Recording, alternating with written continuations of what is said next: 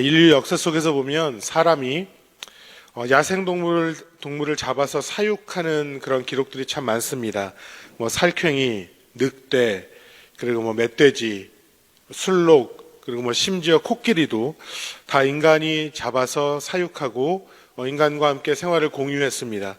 그런데 동물 중에 유독 길들이기 어렵고 사육했다라는 기록이 없는 동물이 있다면 그것이 여우라고 합니다. 그러니까 여우는 그만큼 길들여지지 않고 다루기 어렵다는 것이죠. 인간이 가지고 있는 많은 감정들이 있습니다. 기쁨이 있고요. 또 인간이 가지는 감정들 중에 긍휼, 미움, 슬픔 다 있는데 인간의 감정에 질투라는 것이 여우에 종종 비유되고는 합니다. 그 이유는 이 질투라는 것은 우리가 의지적으로 다루고 길들이기가 참 어렵다라는 그런 이야기가 되는 것입니다. 이 자리에 계신 분들 중에서 나는 태어나서 지금까지 단 한 번도 질투를 해본 적이 없다, 이렇게 말씀할 수 있는 분은 없으실 것입니다. 질투라는 것은 모든 사람에게 공통된 그 감정이고요.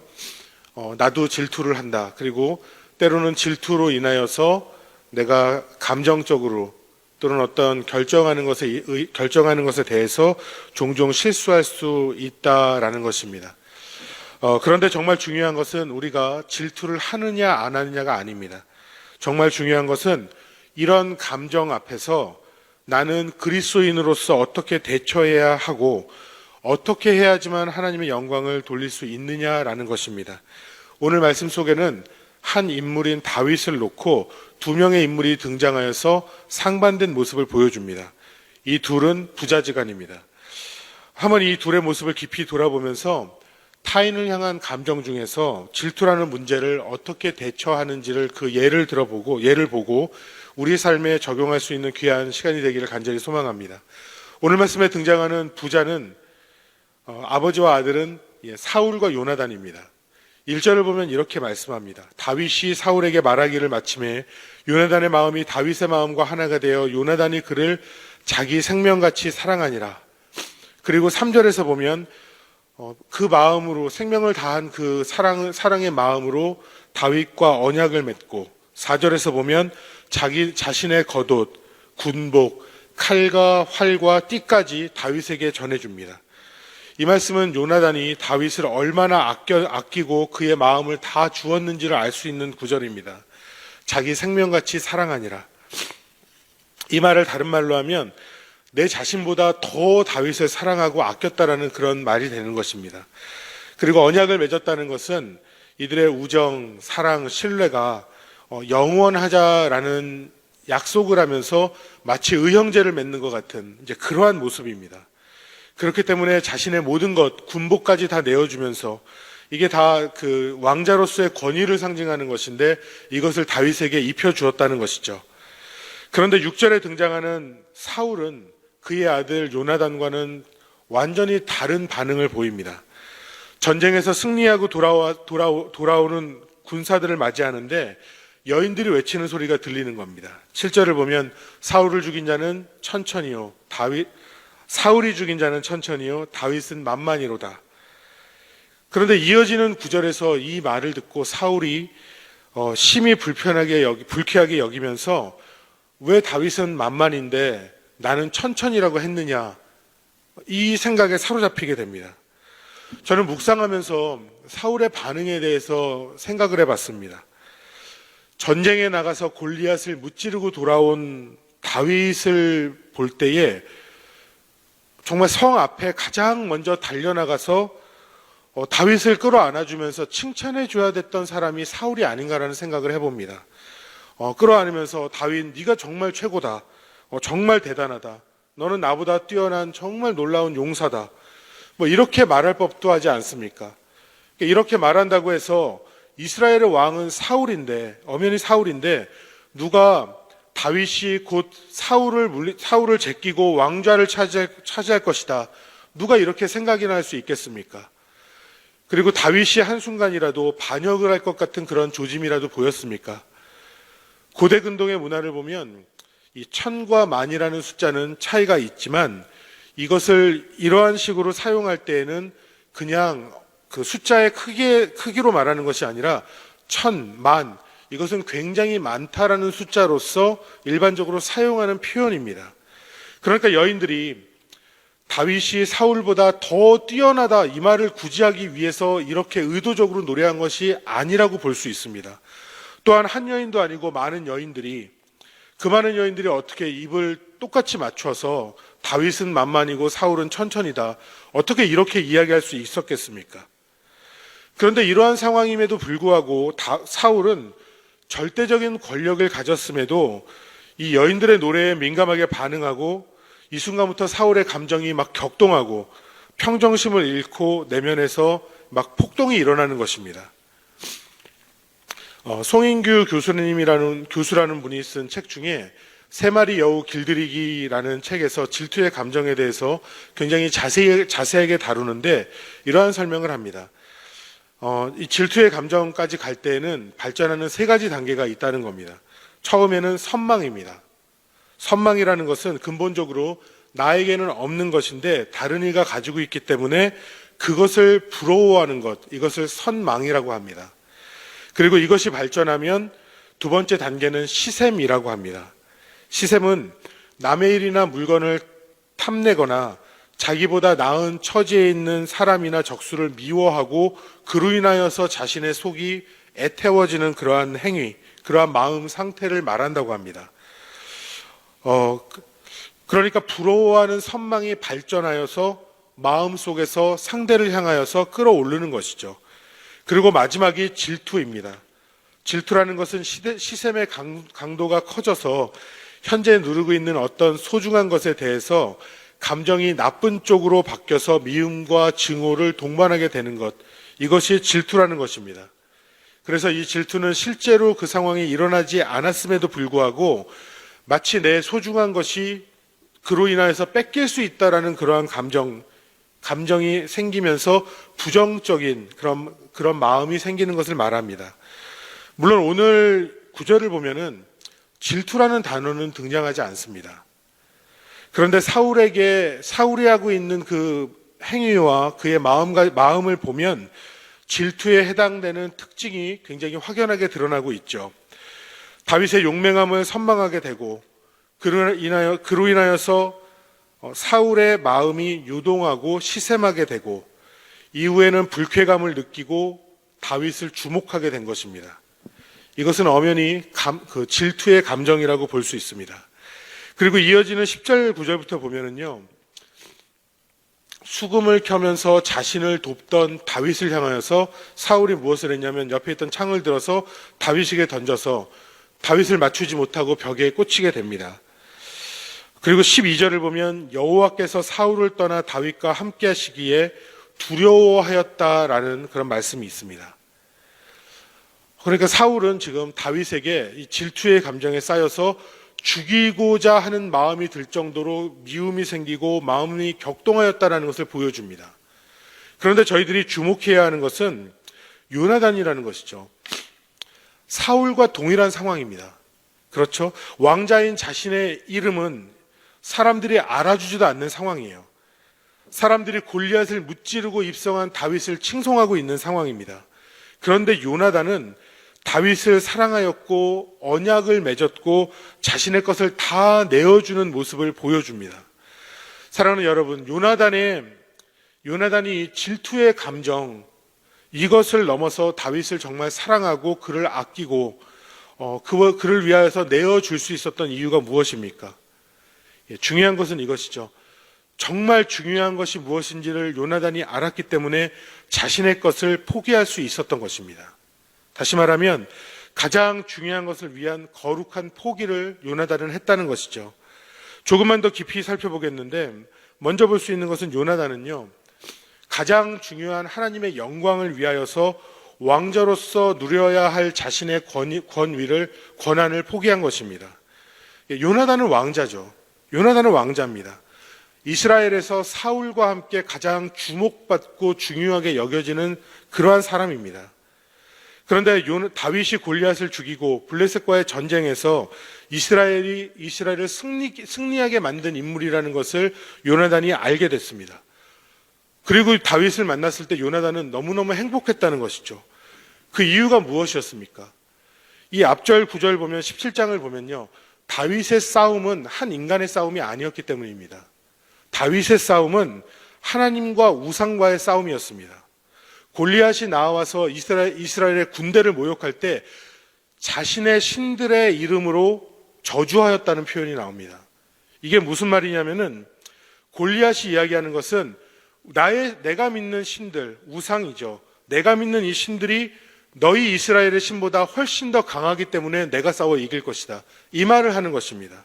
그렇기 때문에 다윗이 17장 45절에서 뭐라고 말씀하냐면 골리앗을 향해서 너는 칼과 창과 단창으로 내게 나아오거니와 나는 만군의 여호와의 이름 곧 내가 모욕하는 이스라엘 군대의 하나님의 이름으로 내게 나아가노라 이렇게 말합니다. 바로 다윗이 선포하고 있는 것은 이 싸움은 다윗과 골리앗, 인간 대 인간의 싸움, 그것을 넘어서 다윗과 골리앗을 통한 하나님과 우상의 싸움이라는 것입니다. 그 이름을 걸고 싸우지 않습니까? 그런데 다윗이 골리앗을 죽이고 블레셋을 무찌르고 돌아왔을 때 이것이 얼마나 큰 기쁨입니까? 얼마나 놀라운 사실입니까? 우리 하나님께서 다윗의 믿음을 통하여서 역사하시고 승리하게 하여 주시고 주의 이름이 온 열방에 높이 칭송을 받고 주님의 전능하심이 선포되었다는 것입니다. 요나단은요, 바로 이 마음을 가진 겁니다. 우리의 하나님이 이기신 것은 그 무엇과도 바꿀 수 없는 정말 놀라운 일이라는 것이죠.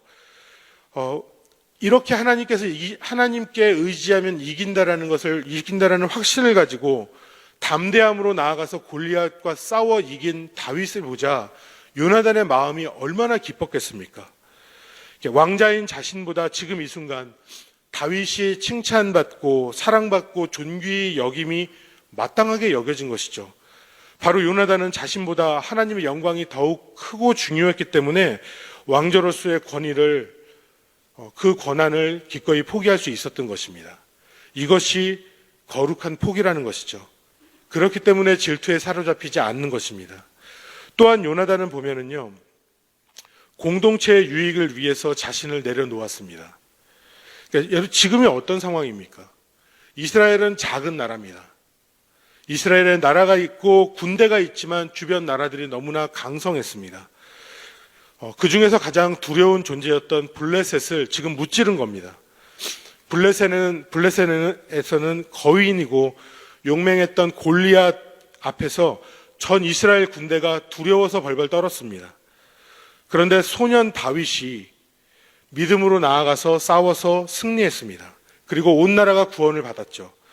전 이스라엘 공동체가 골리앗을 두려움에서 더 이상 골리앗 앞에서 두려움을 느끼고 더 이상 떨지 않아도 됐습니다.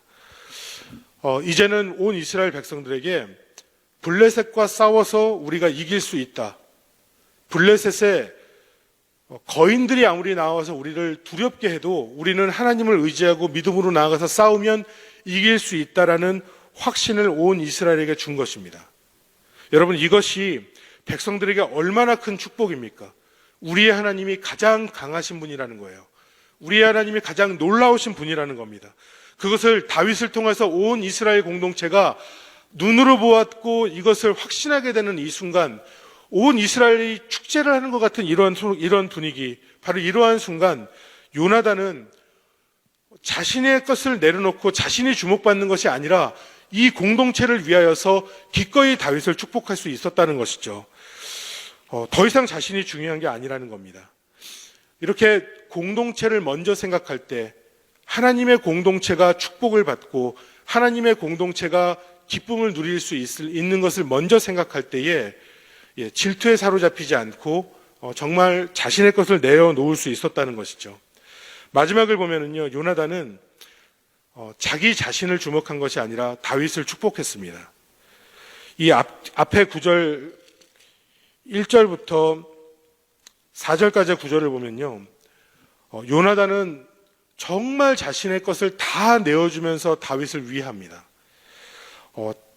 이 다윗과 마음이 하나가 되고 생명같이 사랑하였다고 표현하고요, 자신의 것을 다 다윗에게 주었습니다. 다윗이 잘되고 높임받기를 기꺼이 원했습니다. 혹시 이럴 수는 있지 않았을까요? 요나단이 다윗을 불러서 많은 사람 앞에서 상을 주고 선물을 주고 칭찬해주고 그냥 돌려보낼 수도 있지 않았겠습니까? 그렇게만 해도 왕자로서 요나단은 할 일을 다 한 것 같은데 요나단은 그 정도가 아니라 정말 자기의 것을 내어주면서 기꺼이 축복하면서 다윗을 높여줍니다. 정말로 축복하면서 다윗에게 나아갔을 때 그의 감정에 사로잡히지 않고 정말로 하나님의 뜻을 이루고 공동체의 유익을 위하여서 다윗을 위로할 수 있었다는 것이죠. 우리가 꼭 기억해야 되는 것은 이겁니다. 축복한다는 것은요, 질투를 이기는 힘이 있습니다. 정말 미운 사람, 정말 밉고 그냥 지나만 가도 기분 나쁜 사람, 마음속에서 요동치게 하는 사람, 주님 앞에서 마음을 다해서 진정으로 축복할 때 내 마음은 노임을 받습니다.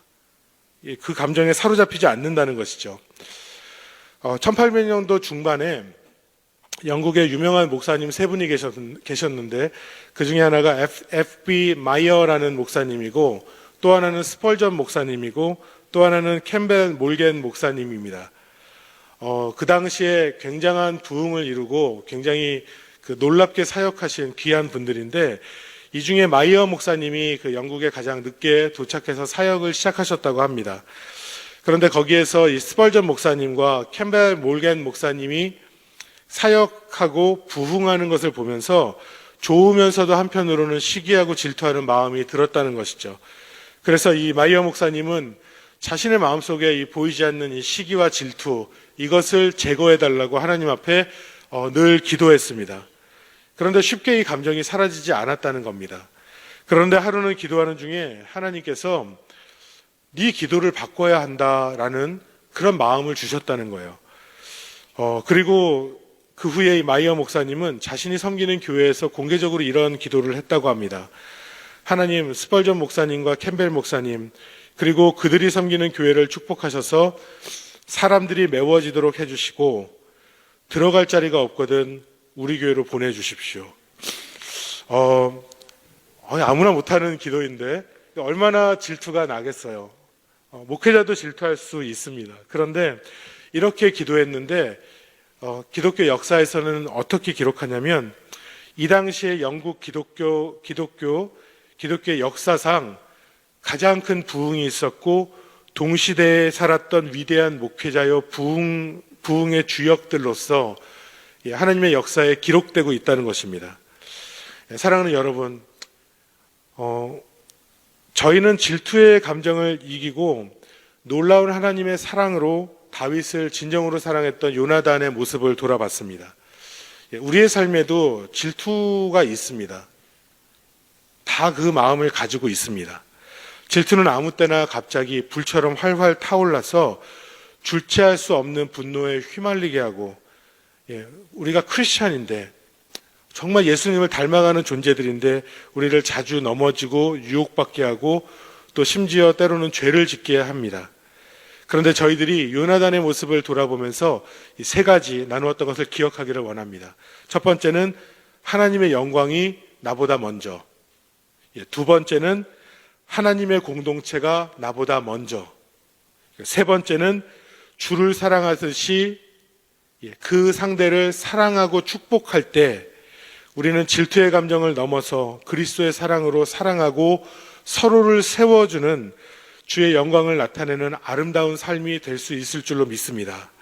이 한 주 살아가실 때 여러분 요나단을 기억하시고 우리의 가족과 공동체를 나보다 낮게 여기고 사랑하여서 정말 하나님이 기뻐하시는 그러한 삶을 사는 저와 여러분이 되기를 우리 주 예수님의 이름으로 간절히 축원합니다.